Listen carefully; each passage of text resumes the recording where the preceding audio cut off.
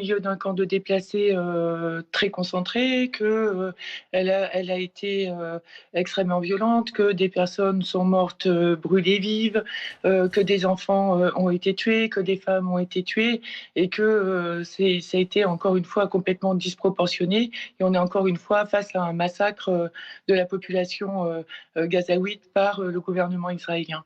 Mais est-ce que des responsables du Hamas se cachent dans ces camps de réfugiés ?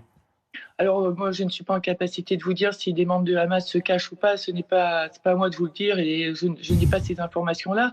Néanmoins, ça n'excuse en rien d'aller... C'est pas une excuse, c'est pour essayer de comprendre pourquoi Israël avait ciblé précisément cet endroit.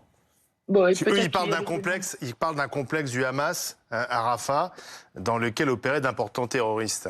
On sait d'ailleurs que le Hamas se sert des civils comme bouclier humain. Oui, mais ça ne justifie encore une fois en rien le massacre de civils et d'enfants au milieu de camps de déplacés. C'est pas comme ça qu'on lutte contre le terrorisme. Je comprends pas trop la stratégie de guerre menée par Israël aujourd'hui. Tuer des civils et des enfants, des femmes au milieu de camps de déplacés n'arrêtera en rien les actions du Hamas, à mon avis.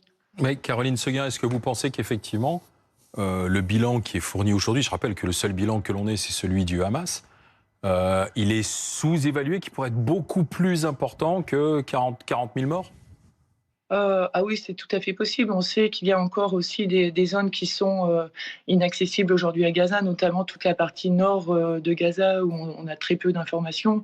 On a vu par exemple récemment avec l'attaque de l'hôpital de Shifa, on a découvert des fosses communes. On sait aussi que lors des bombardements, il y a des personnes qui restent coincées en dessous.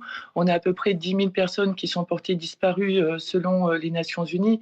Donc effectivement, le bilan humain est probablement sous-estimé aujourd'hui.